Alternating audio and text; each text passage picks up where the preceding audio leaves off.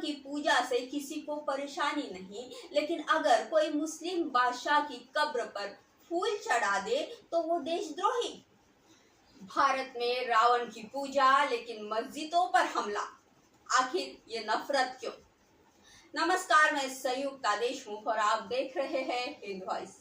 आज हम बात करने जा रहे हैं एक ऐसे सवाल की जो पूछना जरूरी है लेकिन जिससे हर कोई कतराता है। भारत जहां एक तरफ रावण के मंदिर है, रावण की पूजा होती है, तो वहीं दूसरी तरफ कुछ लोग मस्जिद देखकर भड़क जाते हैं, दरगाह देखकर बवाल मचाने लगते हैं। भारत विविधताओं का देश है, ये बात अक्सर दोहराई जाती है, लेकिन जब बात धार्मिक और सांस्कृतिक सहिष्णुता की आती है तो देश के कुछ तथाकथित राष्ट्रभक्तों की सोच बेहद संकुचित दिखाई देती है। अब सवाल ये है, रावण की पूजा से किसी को परेशानी नहीं, लेकिन अगर कोई मुस्लिम बादशाह की कब्र पर फूल चढ़ा दे तो वो देशद्रोही। जब राम को मर्यादा पुरुषोत्तम मानने वाले भाजपा और आरएसएस के समर्थक बार बार मुसलमानों को टारगेट करते हैं, तो क्या ये सवाल नहीं उठता कि यदि राम नायक है तो रावण खलनायक ही हुए ना? फिर रावण की पूजा का समर्थन या उस पर मौन क्यों, और फिर मुसलमानों से नफरत क्यों? आपको जानकर हैरानी होगी कि भारत के कई शहरों में रावण की बाकायदा पूजा की जाती है। बिसरक, उत्तर प्रदेश, यहाँ रावण को महाब्राह्मण माना जाता है। दशहरे पर उसका पुतला नहीं जलाया जाता बल्कि पूजा होती है।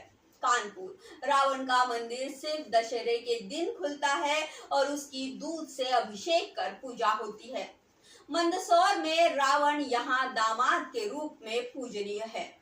कोलार, काकीनाडा, बैजनाथ, उज्जैन, विदिशा, जोधपुर, हर जगह रावण को शिवभक्त, ज्ञानी और ब्राह्मण मानकर पूजा जाता है। रामायण के खलनायक माने जाने वाले रावण को भारत के कई हिस्सों में पूजा जाता है। मंदिरों में उसकी प्रतिमाएं हैं और विशेष पर्वों पर उसका अभिषेक तक किया जाता है। लेकिन हैरानी की बात यह है कि इन तमाम बातों से उन देशभक्तों को कोई परेशानी नहीं होती जो मस्जिद या दरगाह देखते ही हुड़दंग पर उतर आते हैं। अब जरा सोचिए, अगर आप राम को नायक मानते हैं तो रावण तो खलनायक ही हुए ना? लेकिन रावण की पूजा पर बीजेपी, आरएसएस या किसी तथाकथित राष्ट्रभक्त को कोई आपत्ति नहीं। क्यों? क्योंकि रावण ब्राह्मण था और ये पूरी राजनीति ही जाति और धर्म के चश्मे से चल रही है। राम को ब्राह्मण दिखाने की कोशिश की जाती है। गोडसे जैसे हत्यारों की पूजा होती है। लेकिन अगर कोई मुस्लिम इतिहास को सम्मान से देख ले तो उसे देशद्रोही घोषित कर दिया जाता है। अब बीती रामनवमी की बात करें तो कुछ उपद्रवियों ने सैयद सालार मसूद गाजी की दरगाह पर चढ़ाई कर दी अपना झंडा लेकर। कभी ये टीपू सुल्तान की जयंती का विरोध करते हैं तो कभी औरंगजेब की कब्र खुदवा देते हैं। बीते रामनवमी पर जो दृश्य सामने आए वह किसी भी सभ्य लोकतंत्र के चेहरे पर कालिक है।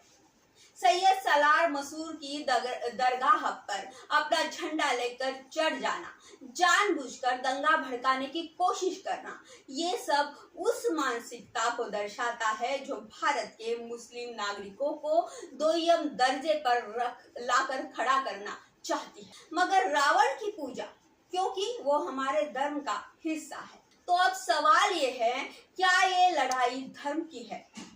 नहीं, ये लड़ाई है बहुलतावाद बनाम कट्टरता की, सांस्कृतिक विविधता बनाम राजनीतिक ध्रुवीकरण की।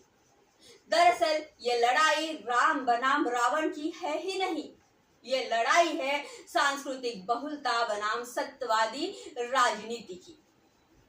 रावण की पूजा से दिक्कत नहीं है क्योंकि वो हिंदू ग्रंथों का हिस्सा है, लेकिन मुसलमानों की दरगाह, मस्जिद या उनकी संस्कृति से दिक्कत इसलिए है क्योंकि वो अन्य है, हम नहीं। और यही है भारत में दोहरे मापदंडों की असली कहानी। एक तरफ रावण की पूजा पर चुप्पी, दूसरी तरफ मुस्लिम प्रतीकों पर आक्रोश। क्या ये दोहरा मापदंड नहीं है? भारत अगर सच में सबका है तो फिर हर धर्म, हर आस्था, हर परंपरा को बराबरी का सम्मान मिलना चाहिए।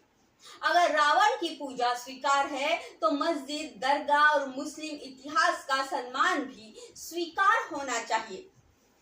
अगर ये बात आपको सोचने पर मजबूर कर रही है तो इस वीडियो को शेयर कीजिए, हिंदू वॉइस को सब्सक्राइब कीजिए और जुड़े रहिए हमारे साथ, जहां सवाल पूछना गुनाह नहीं, जिम्मेदारी है।